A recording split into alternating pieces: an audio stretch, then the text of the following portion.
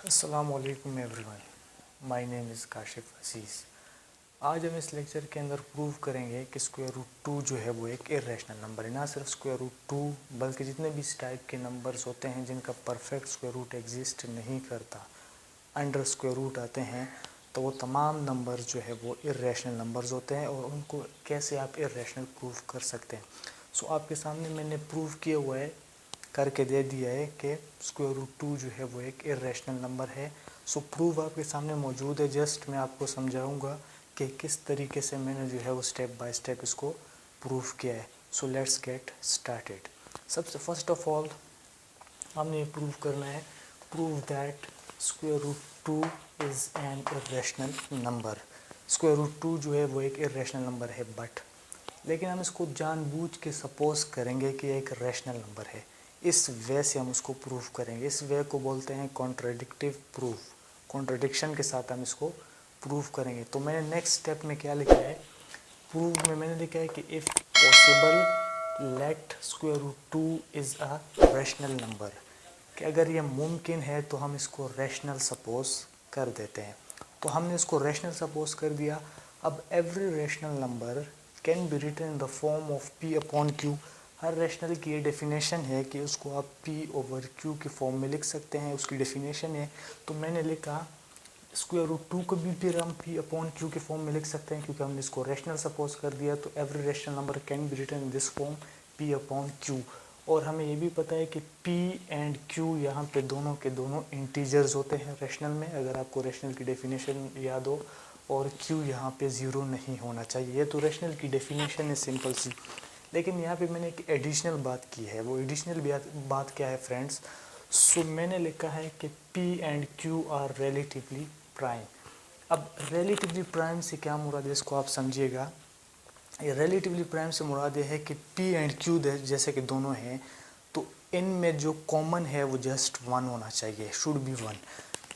ये ज़रूरी नहीं है कि दो रिलेटिवली प्राइम नंबर्स जो हैं वो प्राइम हो।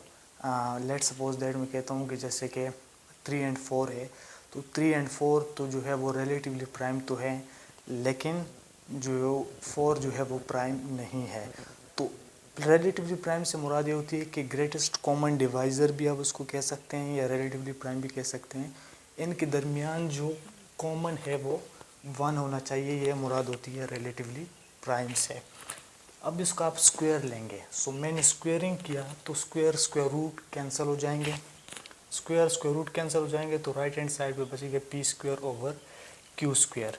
अब P square over Q square आपके सामने आप देख सकते हैं।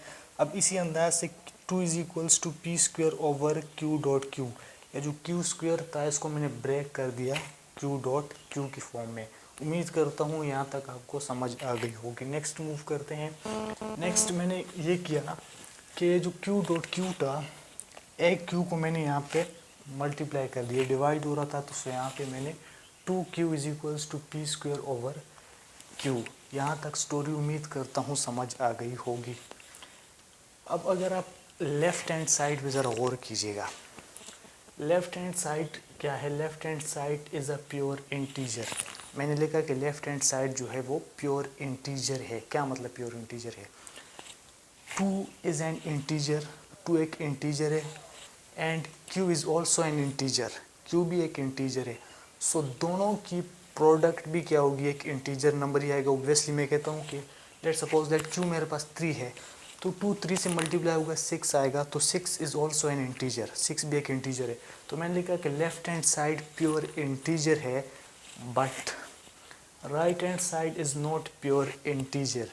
क्यों integer? Right hand side pure integer क्यों नहीं है? Due to this fact, due to this fact, क्योंकि हमने लिखा कि P एंड Q जो है वो रिलेटिवली प्राइम है, इन दोनों में कुछ भी कैंसिल नहीं हो रहा। तो left hand side right hand side के इक्वलेंट नहीं आ रही। Left hand side right hand side के इक्वलेंट नहीं है, क्योंकि लेफ्ट हैंड साइड पे pure integer but right hand side पे इज़ नॉट प्योर इंटीजर। तो मैंने लिखा कि so which is contradiction over supposition. ये कंट्रडिक्शन हो गई किसकी? ओवर सपोजिशन, जो हमने सपोज किया था।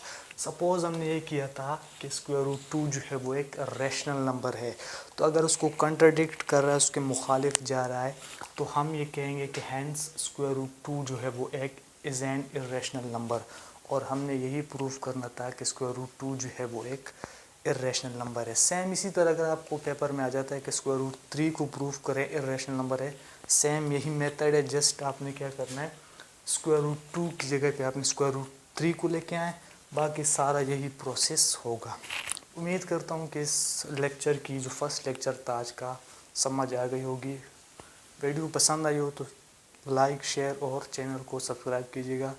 नेक्स्ट वीडियो में इंशाल्लाह आपसे मुलाकात होगी, तब तक के लिए दीजिए इजाज़त। अल्लाह हाफ़िज़, अस्सलामु अलैकुम।